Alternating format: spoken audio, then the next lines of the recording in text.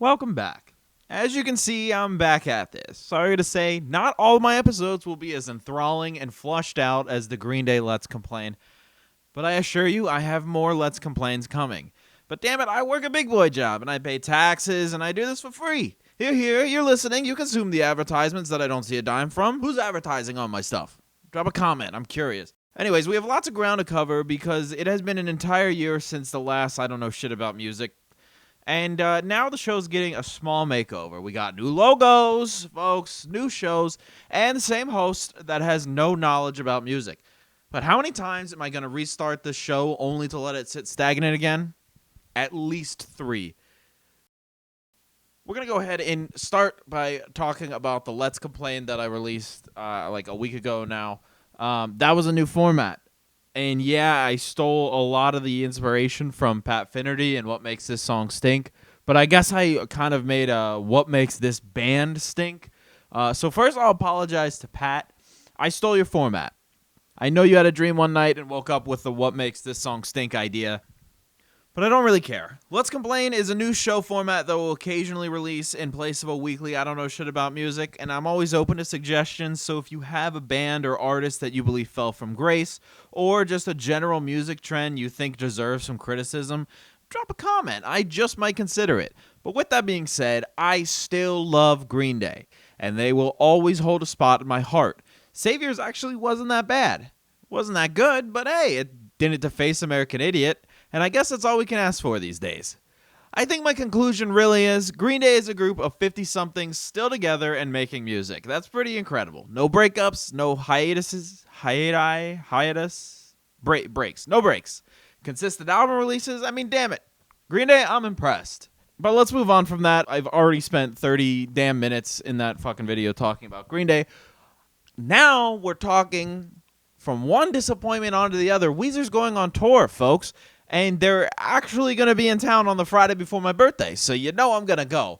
And on top of that, they're playing the Blue Album in its entirety. I don't think I talked shit about Green Day doing this, but I should have. They're playing Dookie and American Idiot in their entirety, and now Weezer is playing the Blue Album. Maybe, I don't know. Maybe it's because Green Day is playing 2 albums, and you know that's not the only songs they're going to play. Like, you know they're going to have to play some... I mean, they literally just released an album and then announced a tour. You think they're not going to play a single song from their new album? Like, their show's going to be like probably 2.5, 3 hours. Unfortunately, they're not coming anywhere near Florida. I don't know why. I guess they got a problem with DeSantis or something. But anyways, their openers are the Flaming Lips and Dinosaur Jr. Not a bad lineup at all. I can't say I know any Flaming Lips songs at the moment, but I do know Feel the Pain by Dinosaur Jr., so there's that. And I know a lot of people like both those bands, so there's that as well. But now that I'm talking about it, I actually wouldn't mind seeing the Green Day tour, especially if they transition from Today into Goodnight Adeline. I know as I said that in the last video. But seriously, consider it. Maybe they considered it. Anyways, enough indulging in nostalgia. I found a newer artist that I gotta take some time to talk about. I've been listening to him for a couple months, and I gotta say his music is a breath of fresh air. His name is Isaac Opatz. He's a Missoulian from Montana. A leather worker, and now he's apparently getting a master's degree in journalism. His lyrics are often worthy of a second look, with vibrant visuals and some of the best putting feelings into words I've ever heard. Opatz's music is so incredibly relatable, it's hard to not get sucked into whatever he's singing about. Common themes in his music include love, the loss and pursuit thereof, and nature. Pretty strong collection of themes, if you ask me. He's had 3 albums since 2018, and they're all bangers, I can't lie. I know it sounds like I'm sucking this guy's dick, but I really mean it. His songs have an eclectic sound that makes you long to get rid of all your crap and live out of the bed of your truck in the woods. I can't recommend him enough to anyone looking for new singer-songwriters. Some of my top recommendations are Chinook Wind, Wild Eye George Bailey Heebie Jeebies, fantastic name, I know. His cover of Drunk on a Plane really made it his own, it's fantastic. Arm's Length Away, and Not Yet.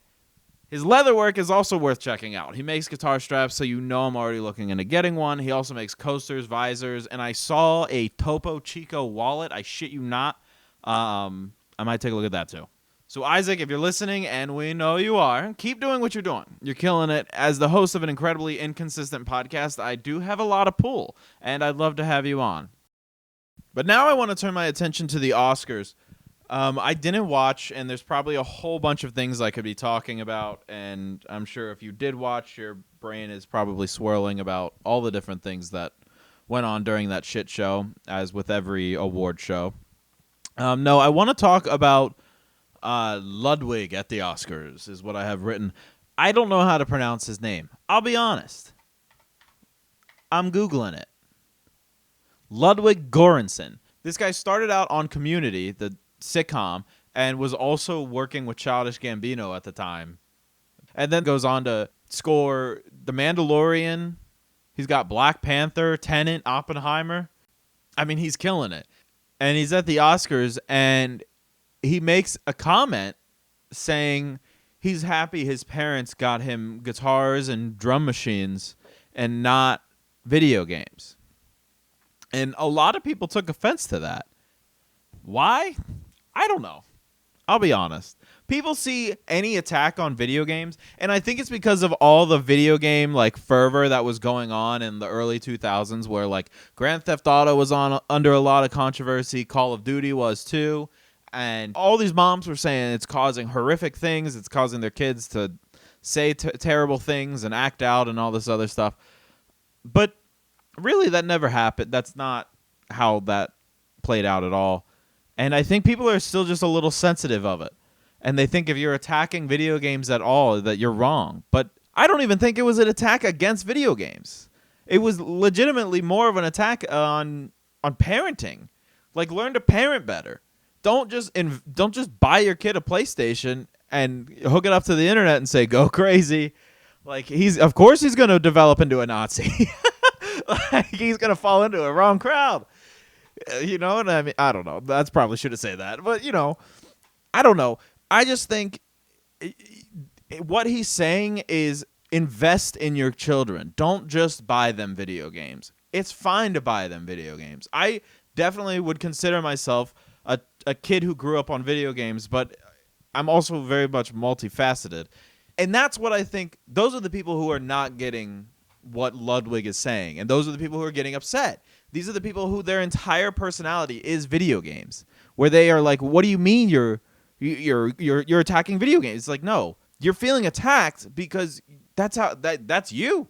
He's describing you, where you were not invested in. You only played video games. Of course you're upset. You don't have any hobbies. Oh God. I don't know shit about music. I don't know shit about anything. You can't get mad at me. I just think people got so upset, and on Twitter, people were losing their shit about it, and I'm like, you guys need to relax. Who cares? People are like, he's attacking at the Oscars. First of all, who's watching the Oscars? Old-ass people who are already like, video games are the devil. Of course they're okay with that. Of course they're going to be like, oh, this Ludwig guy, he's got a point. Also, Ludwig is 40 years old. The video games of his time, probably a little different. When the PS2 came out, he was like 15 already. Which means like he didn't have the worst video games, I guess. He had some good ones. He had the PS1. He had the Nintendo 64. Now that was a classic. If you were born in the mid to late 80s, I feel like everyone had an N64. That was a good one. I even played that one well into the 2000s. I still have one. But that's not the point. My point is, I digress. My point is, he's not attacking video games. End of story. He's attacking parenting.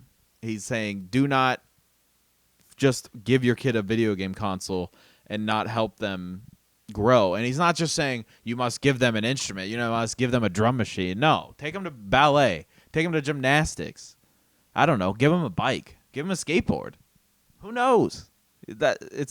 Who knows what your kid's gonna end up being? I don't know. I don't even have a kid. I don't even have kids, and I don't even think Ludwig does either. He's got a spouse. Does Ludwig have kids? Alexa, does Ludwig Göransson have kids? Ludwig has one child, according to Amazon's very helpful home assistant. Thank you, almighty Jeff Bezos. So yeah, he's got a kid. I assume this kid, maybe he's not that old. He's probably a couple years old. There's no real information on him, obviously. I imagine he's going to buy his kid a video game. He's not going to just never get his kids video games, you know? And I think that's what people are missing. They're like, this guy is an insane... I mean, I could also just be standing up for him, and he's like, no. Video games are actually the devil. Yeah, and everything's up to interpretation, folks, and I'm interpreting this way, and that is the correct way. But anyways, that's all I really got to say about that. I just feel like there were so many people just shitting on Ludwig about it, and I was like, this man, first of all, is creating music that is outstanding, absolutely outstanding. I know the community music might not have been highbrow, but look at the Childish Gambino projects he worked on. Look at Mandalorian. Look at Tenet. Look at Oppenheimer. I mean, he's got some things under. He's got some shit under his belt, and you really can't hold that against him at all. So the people that are criticizing him, I just feel like are way too sensitive. But who isn't these days? Anyways, I want to talk about some new releases coming up. There's two in specific I want to talk about. The Black Crowes. They're releasing their first full-length studio album in 15 years. They haven't really been able to break through ever since their great cover of Hard to Handle, but I would really love to see them release something special, but you already know I'm negative as fuck. This album is called Happiness Bastards, which really does not bode well in my opinion. I don't know what it is, but why try so hard to be edgy? Why do you need to name an album Happiness Bastards? I wouldn't even name a song that. I guess that's just me. But that does remind me I need to do a quick mini Let's Complain. And slash, what the fuck, man? Orgy of the Damned? Just be normal. Maybe I am just a crotchety old man, but edgy names used to be so much cooler, especially from Guns N' Roses. Use Your Illusions has to be one of the just sickest album names on record. Aerosmith's Toys in the Attic, badass. Vincent Neil Emerson has Fried Chicken and Evil Women. That's a dope album name. Anyways, back to new releases. We also have Casey Musgraves releasing Deeper Well. My girlfriend really likes her, so I've listened to a couple of her songs now. She's got some decent ones. I don't like the way she pronounces her ERs. And I'm sorry for whoever I just ruined Casey Musgraves for. Maybe nobody. I feel like she pronounces all of her ERs as if they're URs. So like together would be like together when she's, and maybe I'm crazy. I just don't like that. But anyways, as I said, she's releasing Deeper Well, proving that blending Lana Del Rey and Taylor Swift is very profitable. And kind of like to wrap it up, I guess, when it comes to personal news and when it comes to me, myself.